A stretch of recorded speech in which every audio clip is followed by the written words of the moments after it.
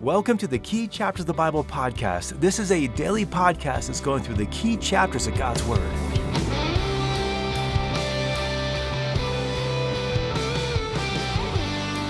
Today we're turning to the book of 1 Samuel. We'll be looking at chapter 1 of 1 Samuel.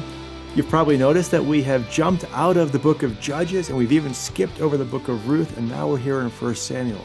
Why'd we do that? Well, ultimately, we are looking at the key chapters of the Bible, and although the rest of the book of Judges was filled with some really important things to understand about sin, I felt we really covered it pretty well yesterday in chapter 2.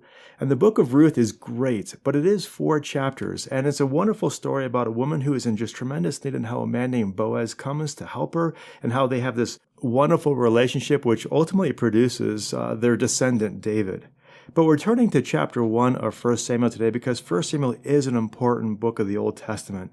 The theme of 1 Samuel is the theme of judges to kings. It covers 94 years from the birth of Samuel to the death of Saul. And it tells us the transition from when Israel goes from just being led by tribes and being led by judges to a single monarchy under God. The book opens with Israel just in this state of instability politically and spiritually.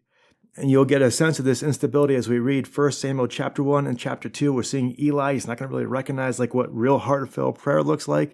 In chapter 2, Eli's sons are just really disobedient and Eli's out of control. And so this was not a great season in the history of the Jewish people. And so God raises up Samuel. And Samuel is the last judge of the Jews. And he ushers in then the kingdom of Saul and later on David. 1 Samuel focuses on the ministry of Samuel as well as the kingship of Saul. Chapter 1 begins with Samuel's miraculous birth. Samuel is both a prophet and a judge for the Jewish people. He was also a Levite, and that's critical to know because only Levites could serve the Lord in the tabernacle. Well, let's talk about this passage. In many ways, if you've read it already, it's pretty straightforward. Verse 1 introduces us to Samuel's father, a man named Elkanah. Elkanah seems to be a decent dude. He kind of doesn't understand his wife and her pain, but he seems like he's pretty devout and pretty sincere. Verse 2 tells us that Elkanah had 2 wives, probably because Hannah could not bear children. Having more wife back then was permitted in the Old Testament because it was a concession that God allowed. But this passage here with Hannah and Peninnah, or Sarah and Hagar, or Leah and Rachel, all of those difficulties, remember those difficulties? They all show us that this was not a good situation for these families, that so much heartache and pain came from these dynamics. And we can see that pain as we go into verse 3. Verse 3 says that every year they go to Shiloh to worship the Lord. Now, for a little while, Shiloh was a religious center of Israel. It was about 30 miles north of Jerusalem. Jerusalem really wasn't the center of Israel back then, really even established. But Shiloh is where the tabernacle was set up. And you'll remember that the tabernacle was basically a mobile structure, almost like a tent. And at this point in the history of Israel, it seems like it was pretty much established that Shiloh is where it was and had even some other stuff attached to it. So it was really kind of the center of Jewish worship. Later on in the book of Jeremiah, the Lord tells us he was not pleased with Shiloh, so he just kind of got rid of it. Jeremiah 7 verses 12 to 14 says, "But go now to my place which was in Shiloh, where I made my name dwell at first, and see what I did to it because of the wickedness of my people Israel." And so the Lord brought an end to the ministry at Shiloh, and you can start to see why. This passage shows us a little bit, but it's going to become clearer as we go on through that this really wasn't a place of just deep religious stability and orthodoxy. So going on, in verses 4 and 5, Elkanah goes with his family to present an offering to the Lord. Now we know from what this offering contains that this was a peace offering. And you'll remember from Leviticus chapter 3 that a peace offering was a joyful, celebratory offering. It was the third offering in their set of offerings. Remember, they would first offer a sin offering just to deal with the sin before God, then the burnt offering, which would just show their dedication to the Lord, and finally the peace offering, which would just be a time of celebration of their fellowship with God, where they would eat together and with the priests, just with this one big feast. And so during this feast, Elkanah would give Hannah, his wife, a double portion, just to show her how much he loved her, despite the fact that the Lord had closed her womb. Now notice that phrase, closed her womb. It's mentioned twice here, once in verse 5 and once in verse 6. And the Lord did something similar with Sarah in Genesis 16:2 and Rachel in Genesis 30 verse 2. And it just shows us that the Lord is sovereign over these matters. And so because Hannah could not have any children, she was constantly at odds with Elkanah's other wife, Peninnah. Verse 6 even calls them rivals. And so you have this tragic reality here that one woman is childless and totally qualified to have children. The other woman has tons of children, but clearly is just not of a righteous disposition. And so this whole conflict there in verse 7 produces so much pain in Hannah's heart that she could not eat and she just would weep. Apparently, Elkanah is clueless about her pain because he says to her, "Am I not better to you than 10 sons?" I mean, what kind of question is that? Not the best question for a husband to ask his wife as she's grieving.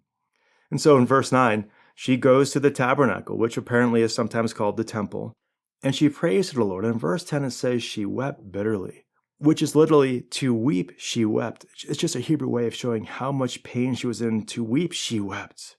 Well, we can read her prayer in verse 11. It says she called upon the Lord of hosts. That term, Lord of hosts, is a special title used first here in 1 Samuel chapter 1. And it's a title of the Lord that just declares that all of heaven and earth submits to him. So we have here the first time this is used here. First time we see it on the lips of a person is on Hannah's lips. And she is just recognizing God's glorious reign and rule. She also recognizes that she is his servant. And she makes a vow to him that if he were to give her a son, she would dedicate that son to him. And the way she describes the son, we know it's a Nazirite. But unlike a normal Nazirite vow, which is like just for a short period of time, she promises to dedicate him to the Lord for his entire life. So you've got this wonderful spiritual work being done in this prayer. And yet Eli, the guy in charge of all this, is just oblivious. And so in verse 12, he sees her praying, and he assumes, well, she must be drunk, and he scolds her. And I can only think that the spiritual condition of Israel at this point was such that Eli wasn't very accustomed to seeing people actually praying before the Lord at the tabernacle. I don't know what was going on. Maybe they always spoke out loud, or maybe just it didn't happen often. And so Eli sees her praying, assumes she's drunk, and scolds her. But then once Hannah explains she's not drunk, she's praying, he changes his tone and he says to her in verse 17, "Go in peace, and may the God of Israel grant your petition you asked of him." And so she stops praying, she stops fasting because she was fasting during this time, and she goes back and she joins her family. Then in verse 20, she becomes pregnant, and she gives birth to a boy that she names Samuel. And the name Samuel is kind of hard for scholars to translate, but it means something along the lines of asked from God. And so, of course, Hannah had been asking the Lord for Samuel, and now the Lord has provided him, and so that's her name for him. Well, Hannah weans Samuel and then presents him to the Lord in verse 24. And she goes back to Shiloh with a 3-year-old bull, an ephah of flour, and a jug of wine. And you'll remember from our offering study that this is just a combination of an offering that is used specifically of fulfilling a vow. Numbers 15 verses 8 to 10 talks about it. But when Hannah is bringing all this stuff back, she is actually bringing larger quantities. And this just shows her and Elkanah's excitement and joy about having Samuel as their son. And so they present him to the Lord here at the temple. He's probably a toddler, 3 or something years old. And she gives him to the Lord as a gift. And it wasn't that she totally abandoned him. 1 Samuel 2:19 says she would go back to visit him, but she is leaving Samuel there to serve the Lord. And then the next chapter opens with Hannah's beautiful prayer of thanks and praise to the Lord. So that's the chapter here, though, for just chapter 1 today. Just a couple things to point out. First, we're seeing here that Hannah was fasting as she was praying.